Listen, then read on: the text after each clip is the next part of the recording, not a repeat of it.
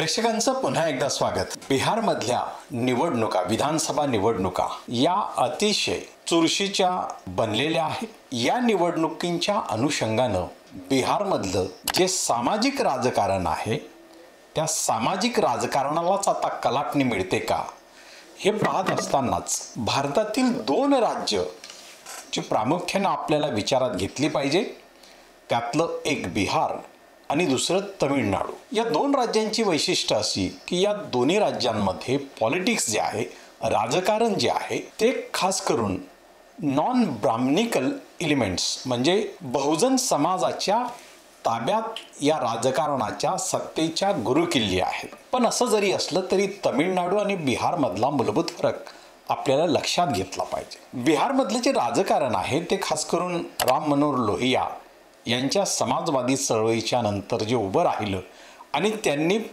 पिछड़ा पावे 100 में 60 ही जी घोषणा दिली, ही घोषणा त्यांनी सगळ्या क्षेत्रात प्रशासन असेल, राजकारण असेल, कुठल्याही प्रकारची सत्ता असेल त्यामध्ये मागासवर्गीयांना 60% म्हणजे 100 पैकी 60 जागा त्यांना पाहिजेत ही घोषणा दिली। तर दुसऱ्या बाजूला तमिळनाडूमध्ये पेरियार रामस्वामी नायकर यांनी सेल्फ रिस्पेक्ट म्हणजे आत्मभान, आत्मसन्मान याचं आंदोलन उभं केलं, याचा लढा उभा केला। या दोन्ही लढ्यांमधला जर आपण मुख्य फरक जर पाहिला तर प्रामुख्यानं बिहारमधला लोहिया यांचा जो लढा होता तो प्रामुख्यानं राजकीय आणि आर्थिक होता, तर तमिळनाडूमधला लढा हा मुख्यतः जाती व्यवस्थेच्या हायरार्कीला, तिच्या क्रमिक असमानतेला पूर्णपणे छेद देणारा त्या विरोधातला तो लढा होता। आणि हा लढा म्हणजे सांस्कृतिक जीवनामध्ये बहुजनांच्या किंवा नॉन ब्राह्मण कम्युनिटींच्या सांस्कृतिक जीवनामध्ये जो धर्माचा पगडा होता त्या धर्माच्या पगड्याला पूर्णपणे नकार देणारा आणि पुरोहितशाही समाजामध्ये नाकारणारा असा हा लढा होता। आणि या दोन लढ्यांमधून जर आपण पाहिलं तर तमिळनाडू आणि बिहार ही दोन राज्य देशातली अशी राज्य आहेत की ज्यामध्ये बहुजन समाजाच्या हातात राजकीय सत्ता आहे। परंतु असं जरी असलं तरी बिहार आणि तमिळनाडूमध्ये बेसिक हा देखील फरक आहे की बिहारच्या राजकारणामध्ये ओबीसी, एससी आणि एसटी यांचा जरी पगडा असला तरी बऱ्याच अंशी तिथली सामाजिक व्यवस्था आजही वरच्या वर्णांच्या हातामध्ये आहे, परंतु राजकीय सत्ता मात्र मधल्या जातींच्या, खालच्या जातींच्या समूहाकडे मोठ्या प्रमाणात आहे आणि ती इतकी रुजलेली आहे, त्याचे रूट इतके मजबूत झालेले आहेत की आज पावेतो म्हणजे उत्तर भारतात भारतीय जनता पक्षाला जवळपास सगळ्या राज्यांमध्ये यश मिळालेलं असताना बिहारमध्ये त्यांना स्वतःची सत्ता स्थापन करता आलेली नाही आज पावेतो। आणि त्यामुळे आज बिहारमध्ये ज्या निवडणुका होत आहेत, नितीश कुमार हे भारतीय जनता पक्षाला डोईजड झाले असले तरी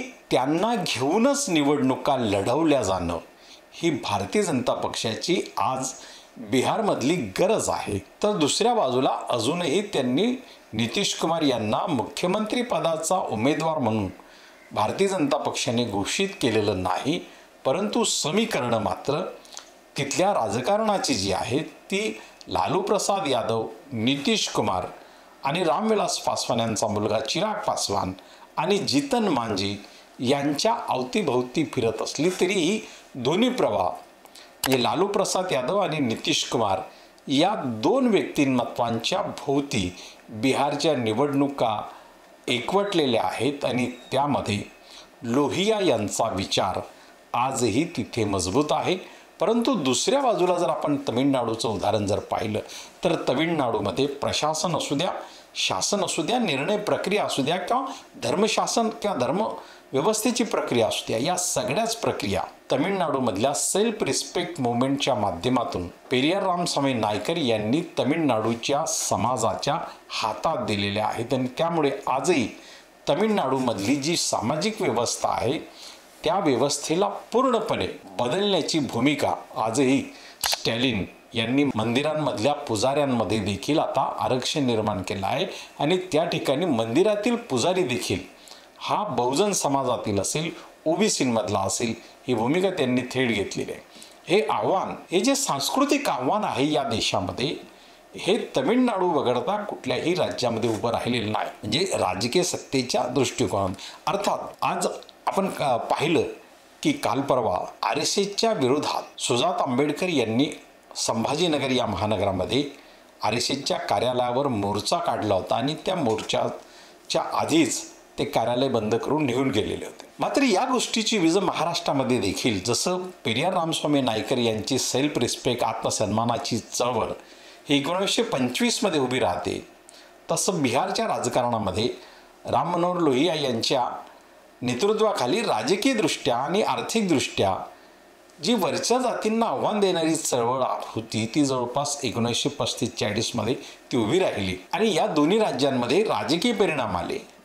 महाराष्ट्रामध्ये 1873मध्ये महात्मा ज्योतिबा फुले यांनी सत्यशोधक समाजाची स्थापना केली आणि ब्राह्मणेतर या सत्यशोधक समाजाची चळवळ इथल्या ज्या समूहांनी पुढे नेली, खास करून मराठा समुदायाने, तर त्यांना प्रथमच या राज्याची सत्तासूत्र मिळाली. कारण पंडित नेहरूंसारख्या चाणाक्ष राजकारणीच्या हे लक्षात आलेलं होतं की महाराष्ट्रामधली सत्ता ही लवकरच आपण इतर समूहांच्या हातात दिली पाहिजे, ब्राह्मणेतरांच्या हातात दिली पाहिजे, की जे समूह फुलेंची ही चळवळ घेऊन चाललेले होते. 1924मध्ये डॉक्टर बाबासाहेब आंबेडकर यांनी बहिष्कृत हितकारणी सभेच्या माध्यमातून आपण आज सगळे जे म्हणतो आहोत की संघाला 100 वर्ष पूर्ण झाली, संघाला 100 वर्ष पूर्ण झाली, परंतु त्याचबरोबर रामस्वामी पेरियार नायकर यांच्या आत्मसन्मानाच्या चळवळीलाही 100 वर्ष पूर्ण झालीत.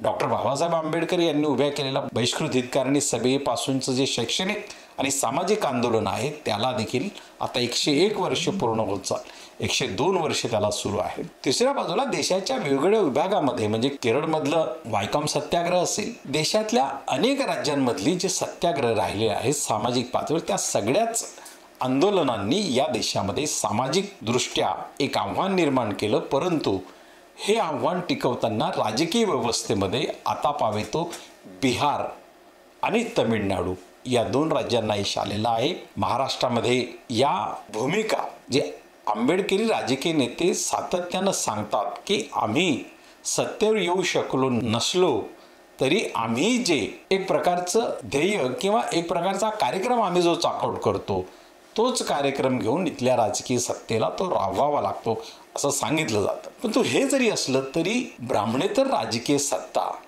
आज पावेतो बिहार आणि तमिळनाडू या दोन राज्यांमध्ये कायम राहिलेली आहे.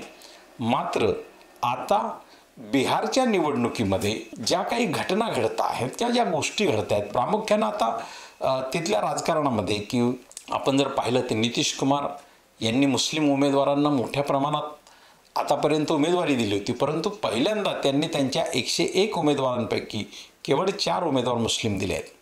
दुसऱ्या बाजूला भाजपा हा मुस्लिम उमेदवारांना, मुस्लिम लोकांना उमेदवारी देत नाही, हे आतापर्यंतच्या निवडणुकांमध्ये त्यांनी दाखवलेलं आहे. परंतु जनस्वराज पार्टीच्या माध्यमातून प्रशांत किशोरांचं जे राजकारण, प्रशांत किशोरचं जे राजकारण बिहारमध्ये उभं आहे, त्या बिहारच्या राजकारणामध्ये प्रशांत किशोरने कुठल्याही राजकीय पक्षापेक्षा सर्वाधिक उमेदवारी ही मुस्लिमांना दिलेली आहे. अर्थात प्रशांत किशोर यांचं नेतृत्व हे उच्च जातीय नेतृत्व आहे. राम मनोहर लोहिया यांच्या चळवळीनंतर बिहारचं राजकारण उच्च जातीय नेतृत्वाच्या हाताखाली कधीही राहिलेलं नाही. 1967मध्ये देशामध्ये ज्या 9 राज्यांमध्ये बिगर काँग्रेसी सरकार अस्तित्वात आली होती त्यामध्ये बिहार हे पहिल्या स्थानावर होतं. कारण इथूनच राम मनोहर लोहिया यांनी नॉन काँग्रेसी आणि अँटी हायकास्ट समुदायांच्या विरोधात राजकीय चळवळ उभी केलेली होती आणि त्याला प्रथमतःच यश मिळालं होतं. आणि आपल्याला माहिती आहे की 1970मध्ये कर्पूरी ठाकूर हे बिहारमध्ये मुख्यमंत्री झाले आणि त्यांनी मुख्यमंत्री होऊन पहिल्यांदा मुंगेरीलाल कमिशनची नियुक्ती करून बिहारमधल्या ओबीसींना आरक्षण दिलं. आणि ही देशामध्ये ओबीसींना आरक्षण संविधानाने जे 340 आर्टिकल जे संविधानामध्ये इतर मागासवर्गीयांच्या आरक्षणासाठी, प्रतिनिधित्वासाठी डॉक्टर बाबासाहेब आंबेडकर यांनी संविधानामध्ये नमूद केलं आहे, त्याची पहिली अंमलबजावणी या देशामध्ये मंडलपूर्व काळामध्येच कर्पूरी ठाकूर यांनी बिहारसारख्या राज्यामध्ये केले। मात्र आज या बिहारच्या राजकारणामध्ये मधल्या जातींच्या, खालच्या जातींच्या हातून ही राजकीय सत्ता घालवण्यासाठी याच प्रमाणमधून म्हणजे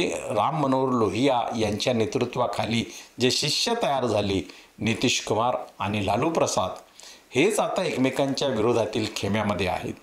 जे चिराग पासवान, रामविलास पासवान यांचा मुलगा जे केंद्रीय मंत्री आहेत, रामविलास पासवान हे देखील राम मनोहर लोहिया यांचे शिष्य आहेत, शिष्य होते। आणि त्यामुळे राम मनोहर लोहिया यांचे शिष्य यांच्यामध्येच ही जी दुफडी आहे ती या सामाजिक व्यवस्थेचा बळी घेणार आहे का या राजकारणामध्ये? आणि प्रशांत किशोर सारख्या उच्च जातीय राजकीय शक्तीचा उदय हा बिहारमध्ये जर शक्तिशालीपणे झाला, कारण प्रशांत किशोर स्वतः म्हणतात जर 120-122 जागा जर माझ्या पक्षाला मिळाल्या तर ती माझी फसवणूक असेल। म्हणजे याचा अर्थ प्रशांत किशोरला हे म्हणायचं आहे की मी सत्तेवर येणार नाही, परंतु सत्तेचा समतोल मी बनवू शकतो। अर्थात या निवडणुकांपूर्वी SIR हे जे निवडणूक आयोगाने लावलं बिहारमध्ये आणि त्यातून 47 लाख मतदार जे बाहेर पडले, त्याचं अजून वास्तव बरंचसं बाहेर यायचं असलं तरी कालच निवडणूक आयोगाने SIR हे देशभर केलं जाईल याची घोषणा केली आणि या SIRला तमिळनाडू ठामपणे विरोध करेल अशी भूमिका MK स्टॅलिन जे तमिळनाडूचे मुख्यमंत्री आहेत त्यांनी घेतलेली आहे। त्यामुळे या SIRच्या माध्यमातून मतदारांना कमी करणं आणि जास्त करणं ही जी प्रक्रिया आहे याच्यातली पारदर्शिता हरवल्याची तक्रार विरोधी पक्षांनी जरी केली असली तरी ही दोन राज्य बिहार आणि तमिळनाडू ही बहुजनांच्या राजकीय सत्तेसाठी देशामध्ये सर्वाधिक यशस्वी राज्य मानले जातात, परंतु त्यातील बिहार मात्र आता हा कगारावर आहे का? आणि एकाच भूमिकेचे नेते हे दुभंगून बिहारचं सामाजिक राजकारण वरच्या जातींच्या हातात द्यायला उत्सुक आहेत का? हाच प्रश्न आजच्या बिहार निवडणुकीच्या माध्यमातून निर्माण होतो। तमिळनाडू येणाऱ्या काळामध्ये आपल्याला दिसेलच की तमिळनाडूची ही सत्ता पुन्हा घालवण्यासाठी तिथला AIDMK SIRला पाठिंबा देऊन DMKच्या विरोधात उभा राहतो का? म्हणजे एकाच विचारांचे दोन गट आपलं बहुजन राजकारण आणि संस्कृती तिथून हद्दपार करू इच्छितात का? हाच या दृष्टीनं कळीचा प्रश्न आहे। या प्रश्नावर आपल्याला काही म्हणायचं असेल तर निश्चितपणे आपल्या प्रतिक्रिया आमच्या कॉमेंट बॉक्समध्ये कळवा। हा व्हिडिओ आवडला तर लाईक करा, शेअर करा आणि आमचं चॅनल सबस्क्राईब करायला विसरू नका। आणि आम्ही अनेकदा सांगायचं राहू देतो, परंतु पुन्हा सांगावंसं वाटतं की या स्वतंत्र पत्रकारितेला निश्चितपणे अर्थकारणाची ही गरज असते। थोडा आर्थिक भार थोड्या स्वरूपात जर तुम्ही मदतीच्या रूपानं जर दिला तर निश्चितपणे ते तटस्थ पत्रकारितेच्या दृष्टीनं फार मोठं पाऊल असेल। धन्यवाद आपण हा व्हिडिओ ऐकून घेतल्याबद्दल।